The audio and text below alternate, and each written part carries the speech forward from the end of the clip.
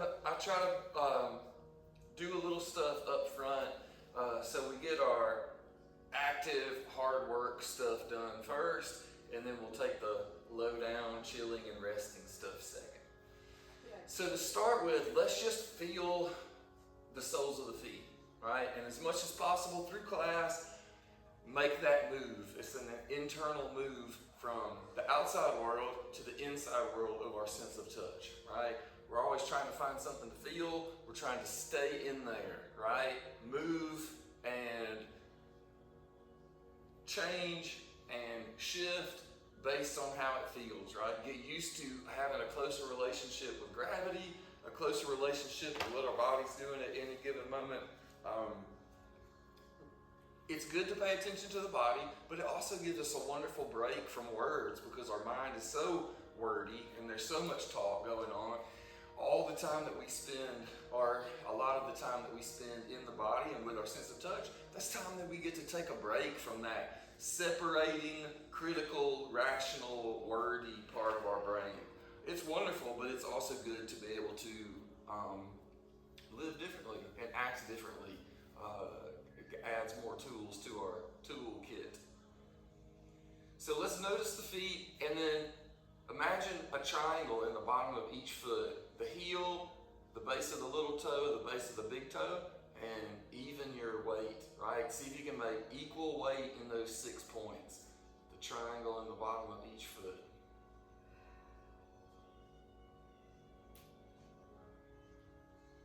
And once you got the feet leveled out, notice from the ankles up to the hips, and I like to picture my leg bones. What we're trying to do is just stack our legs up so that most of the muscles, as many of the muscles as we can reach, are switched off.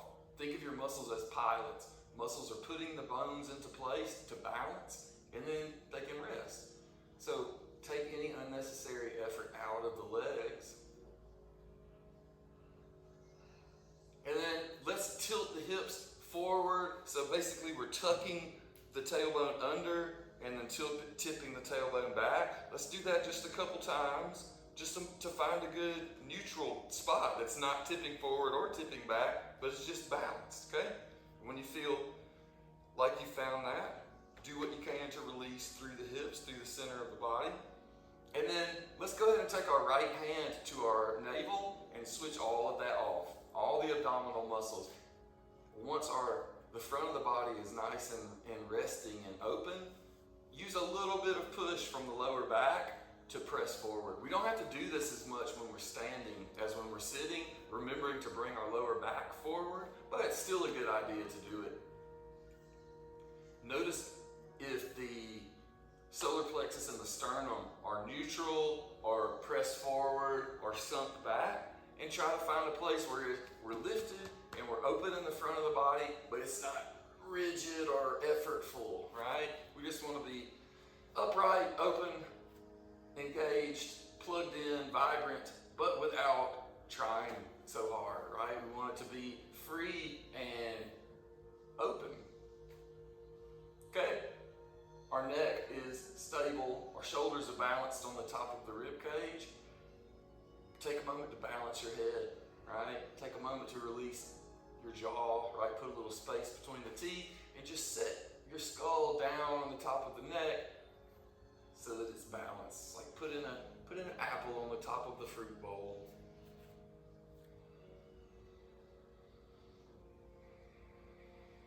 Okay, let's take a long, slow inhale and fill up the rib cage. Okay? A lot of times we're breathing into the belly, but for this first part, fill it up from the ribs up to the collarbones. Pack it in, inhale, full, fill up all the little air sacs. Pause for a moment and then pull the belly muscles in towards the spine and up, right? So we're holding our breath here and then tucking our belly. Hold it for just one more moment and then release. Let the air and the muscular tension go. Let's do that one more time. Nice full inhale, filling up the rib cage. Once we're packed in, hold your breath and tuck the belly up and in. And when you need to release, release it.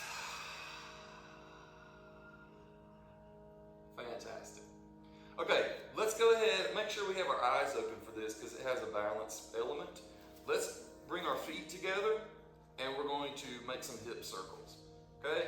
So first, let's take the hips out left, and then let's just make some tiny circles at first. Okay? Instead of starting all the way wide, first make the smallest hip circle we can and then spiral it out. Let that grow.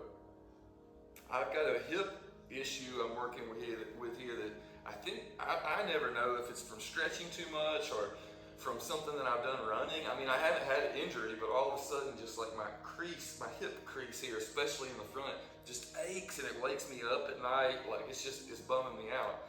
So I mentioned that just to say, like, I'm going to be exploring that in particular and seeing what I can do to change it. And sometimes it's like when we have a sore tooth, like we can't help poking it with our tongue. Sometimes it's that, and we always got to know when it's best to leave it alone and let it heal. But it's also good to explore our injuries and explore our illnesses. Let's go back the other way. Take the circle the other way. We have to keep it from being all of us, right? Because any problem or any pain or any issue has the capacity, we have the capacity to make it all encompassing. We let it take over. And pain, when we have really bad pain, it does that. That's all that exists is the pain, right? But make sure that you use your rational side to say, even though this is blinding pain, it's not always going to feel like this, and it doesn't define me. There's more to me and more to my life than this. This is a blip, right? And that way, when we sum it up and make it manageable, it's easier just to keep it in its place instead of letting any negative thought or pain that we have balloon out so that it takes over. Okay, keep the feet and knees together, and let's give a bend to the knees. And we're going to rest our hands on the knees, get a nice deep knee bend, and we'll make some cat-cow from here, right? So the exhale, we'll arch up into the cat, and then the inhale, let your belly and your chest sink, tilt the tailbone up, lift the crown of the head.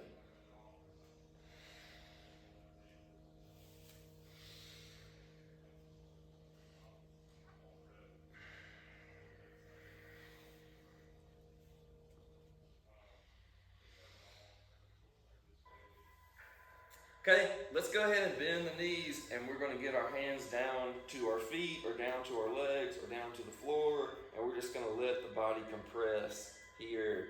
I like to press my knees together, use my arms, a little push with the arms to press the knees together, and as much as we can, we're just going to let the upper body release out over the knees. Notice because of the shape we're making, we're stretching our back, right, between the shoulders. So let your inhale really help push out and make space. It's like a push from the inside of the body out. See if you can do that on purpose to make space in the shoulders and the back.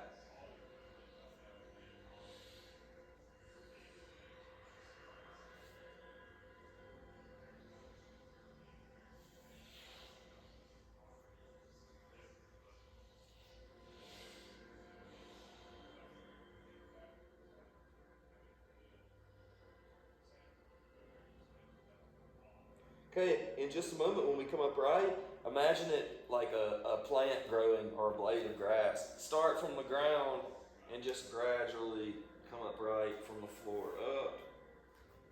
Make it gentle and open and flowing.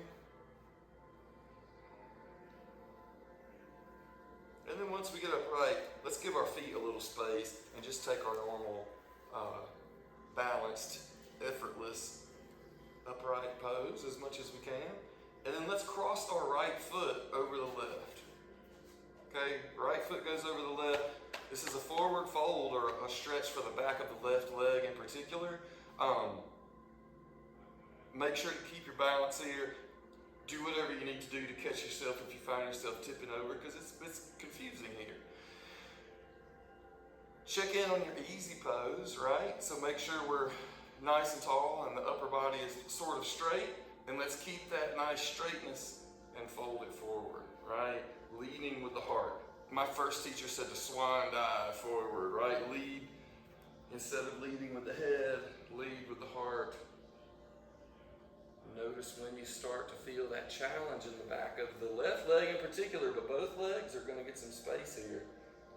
And then when you found it, when you see, okay, that's how it feels to stretch the back of the legs, now see if you can release forward. Find a comfortable place with your hands, maybe on the legs or on the feet or on the floor so you can help balance. Because when we have that extra source of balance, then we can really get serious about just letting the upper body be free weight, right? The work is happening in the legs, so we just let the upper body hang loose.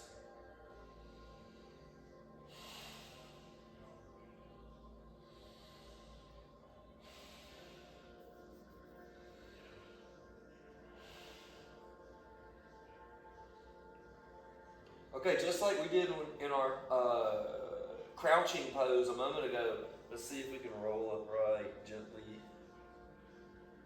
So we'll stay tall and organized on the way down, and then we'll be more curvy and easy on the way up. All right, let's undo the feet, and this time we'll step over with the left. Okay, check in on the balance, find a way to stabilize it.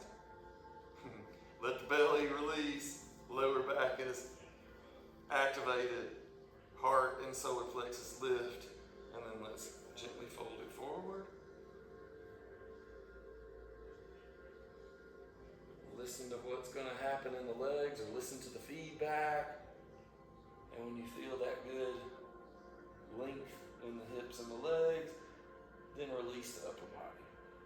Because the work is happening in the legs. We want the target to be the legs, so just make the upper body comfortable.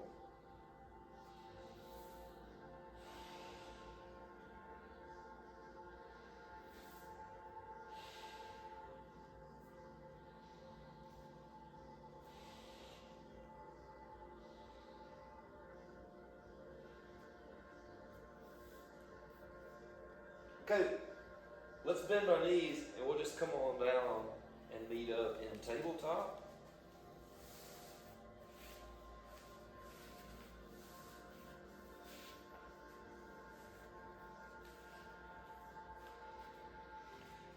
Okay, let's take some of our three-dimensional cat-cow. So our usual cat-cow, which we've already sort of done that movement, is up with the spine and down with the spine. So for this one, let's start with the cow. So just let the upper body release and sink down, but we will pay attention for just a moment to the end point, which is the tailbone. So let's point the tailbone up and the crown of the head. So let's lift the crown of the head so it's looking up at the sky. Okay, now we'll check in with the cat too. That just means drop the head, point the tailbone down, and lift with the center of the spine. Okay, but now instead of going back down, let's go to the left. So from the lifted cat back here, start to take your back to the left. And now it's going to curve down. And of course, when our chest and our belly is down, our tailbone and our head is up. And from that point, we start to take it to the right. And up. Make it a big, smooth circle. If it feels okay to you, close your eyes and push outward, right? Push outward on that circle so that you feel the feedback, right? We make changes. It's like throwing our stone into the water in order to watch the ripples. We do these yoga poses so that we feel, right? We're creating sensation. And we just watch those ripples. Sometimes, and especially when I was first learning that skill of paying close attention, it helps to pretend like it was someone else's sensation, right? Watch your body, listen to your body as if it's someone else's. It just helps that to be objective sometimes, right? To be sort of cold and calculating. And even though it's us that we're changing and watching, sometimes it's useful and educational to almost like take the personal side out of it and just watch your body as a body, or feel your body as a body instead of my body. Let's circle the other way. Just take a few laps in the other direction. Because we're justifiably protective and particular about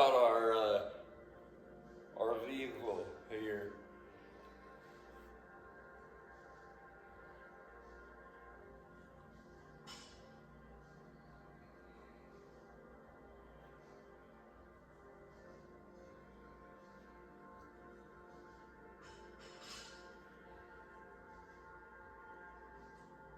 Okay, let's go ahead and take a little child's pose here. So we'll just sit back towards the heels, and we can make a pillow with the hands and arms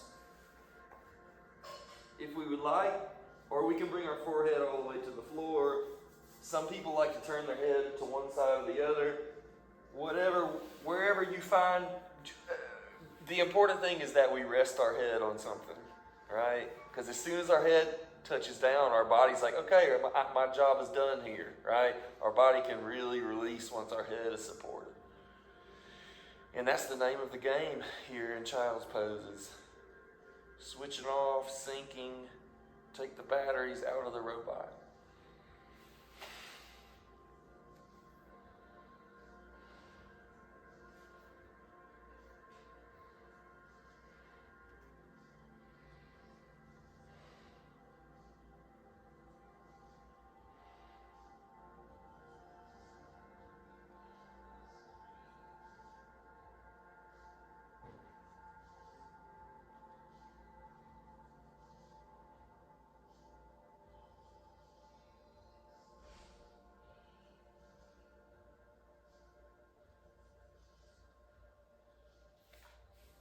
Okay, nice and smooth. Let's set ourselves back up to tabletop.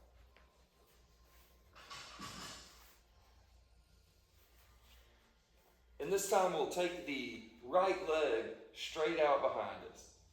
Keep the hips pretty much where they were. It's tempting here sometimes, and it's easier actually to go ahead and open the hips because we let the weight of the leg sort of rest on the hip. But when our hips are facing down, the hips stay closed. We have to be specific about, okay, my abs are stabilizing, my hips are stabilizing. Push out long through the toes of the right leg. Because just like other poses, length gives us stability, right? When we're lengthening a limb, it switches it on and it makes it sort of more under our control. So now that I've totally overcomplicated it, let's bend the right knee and bring it up behind me. That's my job, though, as the yoga teacher, is to give you lots of weird details to focus on. Because some are going to be more useful than others, or be more personal than others. So I'll just keep throwing them out there. So bring your right heel as close to your head as you can. And it's okay here if you want to go ahead and open the hips. That's fine, because that's what's going to happen sooner or later. We're going to get our heel pulling in towards our head. Now we're going to take our left hand and see if we can find our pants or our sock or our big toe or our foot. If they don't meet up, just keep them both going up, right? Keep the hand and the foot reaching up.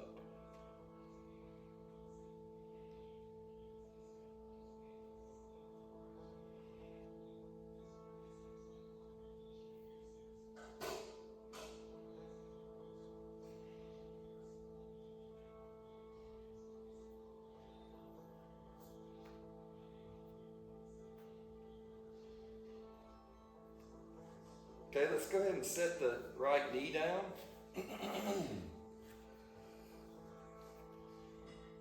And we'll extend the left leg. Okay, notice what the hips are doing. Remember to switch on lengthening. It's not like we're not trying to work. Sometimes we do switch our muscles on just in order to work and get the blood flowing and make an effort. This is not like that. We're lengthening just because it makes it more graceful and it activates us without tiring us. And that's the magic point we're always trying to find in our yoga pose. How can I be there and be present, but without being overly rigid and stiff and working too hard? So lengthen back, and then we're going to bend our left knee and get the left heel seeking the back of the head. Okay? Now, pour the weight of the upper body into the right hand, and let's go back. Nope, that's the wrong side. Pour your weight into your left hand. right hand is going to go back and see if it can meet the left foot or the left pants or the sock. And if it doesn't want to meet, that's fine. Just get them both reaching for the sky.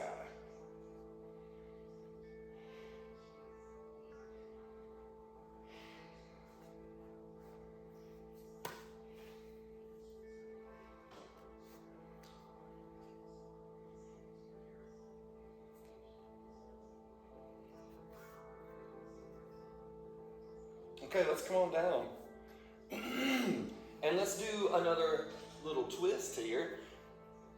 For this one, the hips and the legs are going to stay pretty much stable, but we're going to turn with the upper body. So let's take the left hand up. Left hand is facing up, and it's going to scoot through like so, so that we can lower down to the left shoulder and the left side of the head.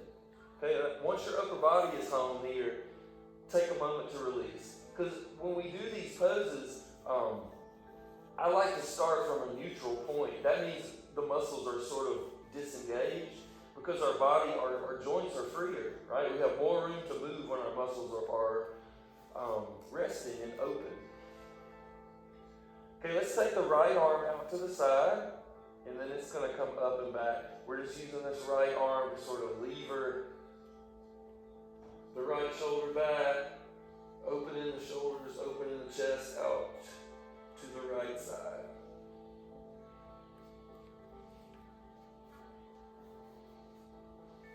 Notice where it feels, right? Notice if there's a place you can pick up on where it's showing up more than others. One little trick and tip I like to do here, once I've found what's going to happen by opening the right shoulder, I like to push down with the back of my left hand. It's like you can lever the upper body around to the right even more.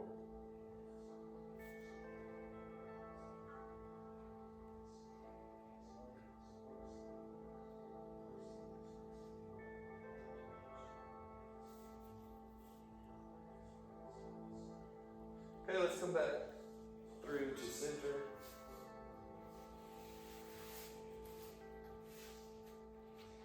And we'll go the other way. Right hand's going to flip up, and it's going to slide through here. So once we come on down with the right shoulder and the right side of the head, now is our chance just to be easy, let the upper body sort of settle in here. And then we'll take the left arm straight out, extended, straight elbow, and it's going to start coming up towards the sky. And if we can, pass that center point and let gravity take the arm back around behind us so that we're opening the chest. It's a spinal twist, but it's also opening the rib cage in the front of the body.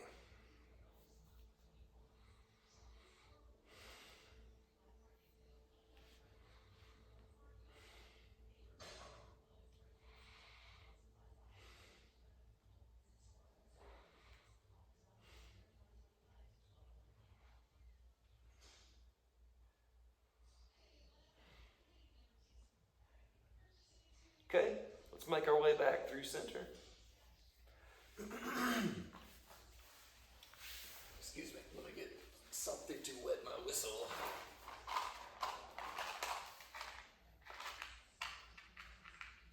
Okay, no. Now, let's welcome our first downward facing dog of the evening. So you guys are familiar enough with it by now to remember with me that we're going to end up going forward with our hands. So before we start moving into the pose, while we're just at a nice, easy tabletop, let's scoot back a little bit. Right? We don't have to be at the back of the mat, but we want a little room in front of us to move. So first, let's tuck the toes, right? Tuck all 10 toes under, and let's sit back towards the heels. Just let the lower body sink and release, right? We're not pushing or forcing, we're just sitting back. Now's the time we get to take the hands forward, so we're nice and low behind the hands.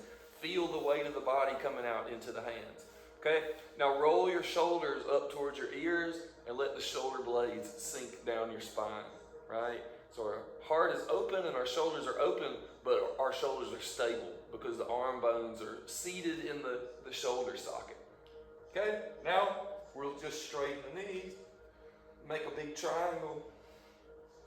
Don't hesitate to walk forward or back, right? Set it up so that you feel that good length in the back of the body, but we want it to feel propped, right? We want to feel like we're just leaning against ourselves.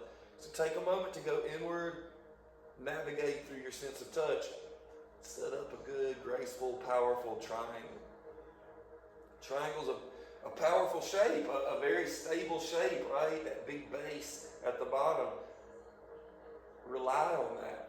Let the shape of the pose support you just as much as the muscles do.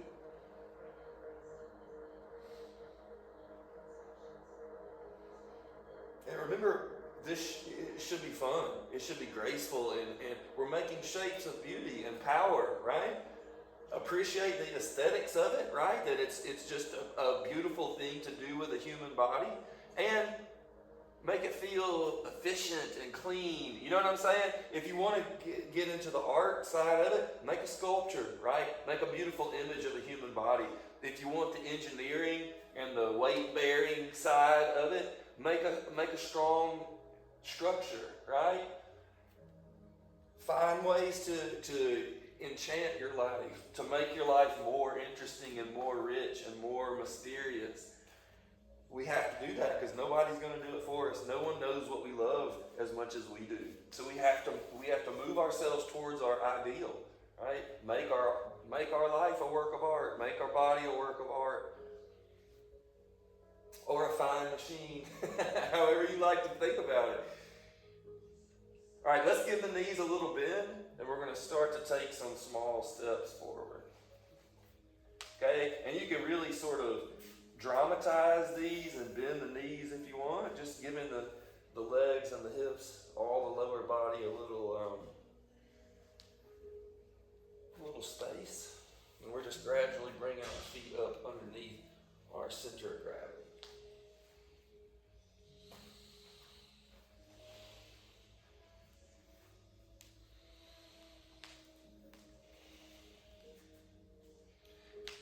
Okay, and once you can get your feet underneath you, let's give the knees enough of a bend so that we feel pliable and open in the upper body, and we just want to switch off, right? Let the shoulders and the arm muscles switch off, and your neck is soft, your head is just hanging loose at the end of your neck, okay?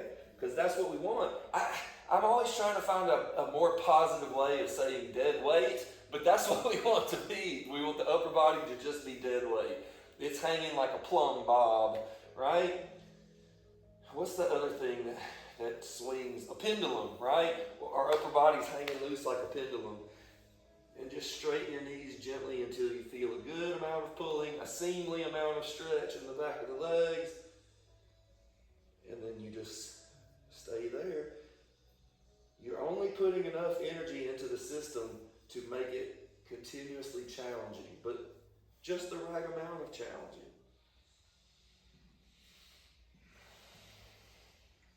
Because we want to be able to rest, and we want to be able to observe, so we're not stressing or straining 100%. There'll be time for that. Sometimes we will have to work really hard, but especially forward folds, they're opening and they're gentle and they're easeful, but they're not effortless. Like, we feel that big. I mean, it's work to find just the right amount and to keep bearing that feeling of heavy stretch in the back of the legs, because it's not nothing, but at the same time, it's not overpowering.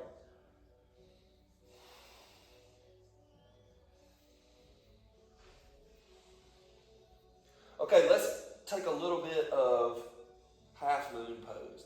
So give the knees a little bit of a bend, enough to make this feel, mobile and flexible. And we're going to step the feet together, right? Scoot the feet right next to one another. Okay, now turn on the right heel 90 degrees. Pivot on the right heel, so now your feet are 90 degrees. And we're going to walk the hands and arms and the upper body over the right foot. So now my hands are evenly split by the right foot, about maybe 8 inches or a foot in front of the right foot. And we're just going to straighten both legs. And the left leg is now floating, and the right leg is balancing. Now, we can touch down with our hands, but we really want this to be supported with our right leg. So take a second to go flamingo on it, balance on that right leg and just let your hands be fine-tuning. Because now what we want to do is to bring the right hand down, but send weight out into the head and into the upper body. So your right hand becomes really important. You're leaning on your right hand to hold you up. Because the next move here is to take the left hand up. So we better be really dedicated to that right hand and the right leg.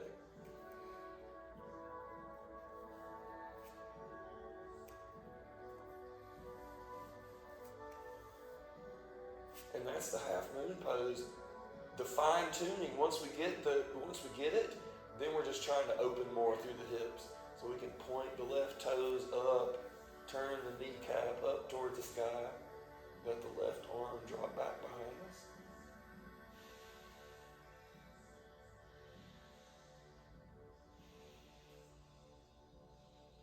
And you can either let that float you back up, or you can bend the knees. This time we'll angle out. Well, we'll start with parallel feet, and we'll angle out with the left foot. Okay, get your hands around in front of the left foot. That's in general where they're going to go. And now we'll straighten both knees. So the right leg extends. Left leg is our stork leg, right? Our heron leg holding this up here.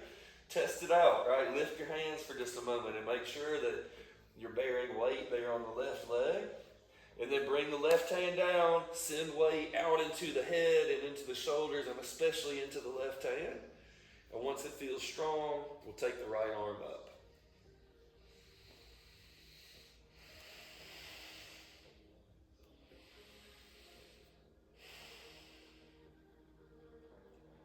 And turn the right toes up towards the sky. Turn the right knee up towards the sky. Lean forward through the front of the hips.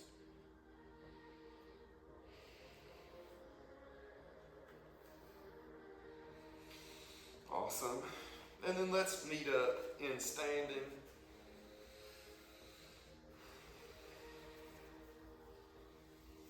And let's do just a little bit of palm tree pose.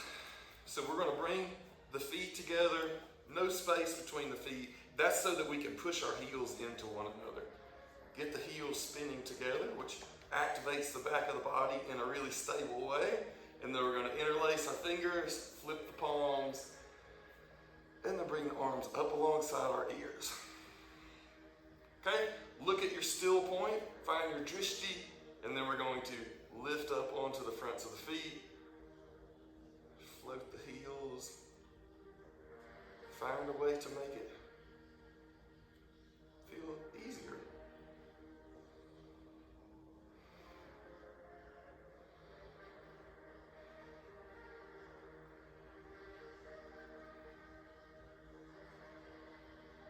Okay, let's set the heels down. Let's swan dive forward again, leading with the sternum, leading with the solar plexus. Forward fold.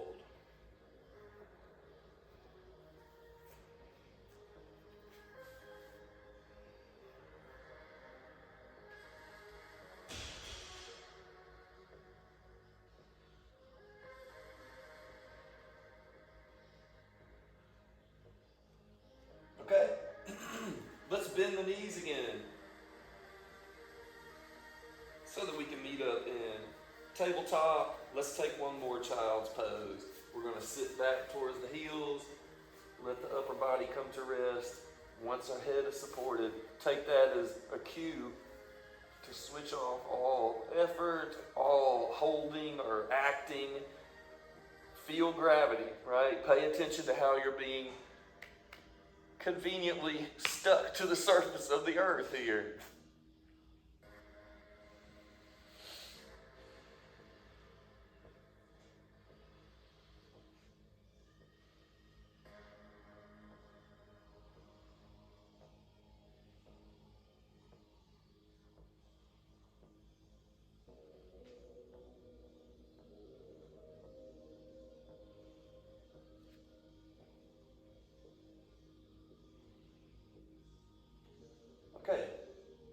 let's make our way upright. Take your time. And we'll find a very comfortable, easy pose.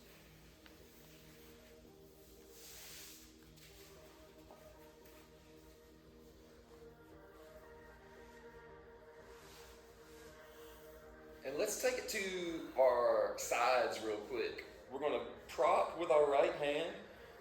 Make sure to stay present and accounted for here in the front of the body as opposed to absent and missing. All right? Plugged in forward here. Left hand is going to come up and over. And notice whether, do you feel it more in your right, in your left arm? Those muscles are getting length. Or maybe the spine, or maybe the rib cage. Just be real specific and then use that location of feeling, of sensation as your cubby hole, right? Here's where my attention goes. I can put it there. It takes a little effort to keep it there, and it's going to leave a lot, but we have a place to come back to. It simplifies things when we have something we should be doing, you know?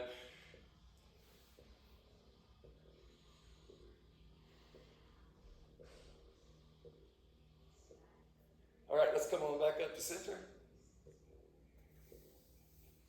And then we'll prop with our left hand. Right arm is going to go out, and then it's going to come up and over. Find a still point that is challenging, but just the right amount of challenging.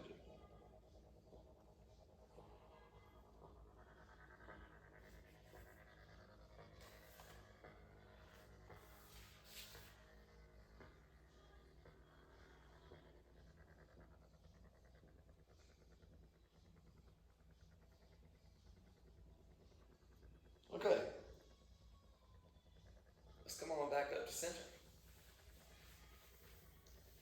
And for our breathing practice, we'll do something a little different that I've just come across in my reading. I haven't even practiced this myself yet, so this is fresh. If this is no good, then we just won't do it again. But it sounds like fun, and it sounds like it'll work. So usually with our square breathing or with our 4-7-8 breath, we're applying that count, applying that distance to our breath, right? We're making them match. For this one, let's notice how long the inhale is and how long the exhale is, right? So as the next inhale starts, count, and when it's over, stop your count, and then begin your count on the exhale. I'm going to get back to you with step 2, but for just a moment, let's see if we can see if the inhale or the exhale is longer. See if we can get a count so that we can compare how long the inhale is and how long is the exhale. Excuse me.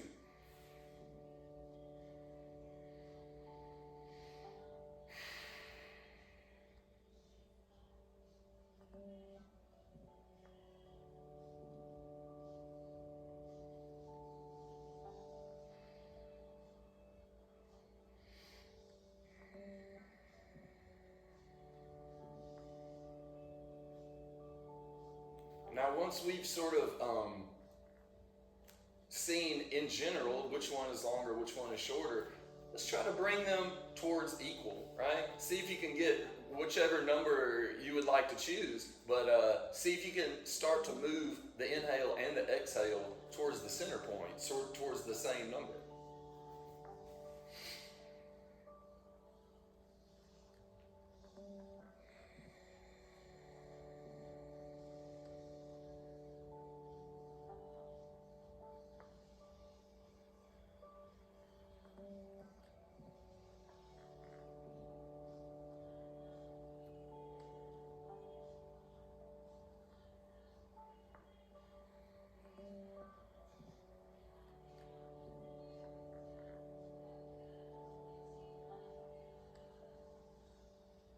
Okay, the last step, and you can. This one will be fun for us to practice on our own. So when you can take more time, I don't want to bore everybody by doing it for too long tonight. But the last step, once you pay attention to your breath, and then you loosely match the inhale and the exhale, see if you can add one count or 1 second to both the inhale and the exhale. Lengthen it by a count of 1. Let's try it a couple times.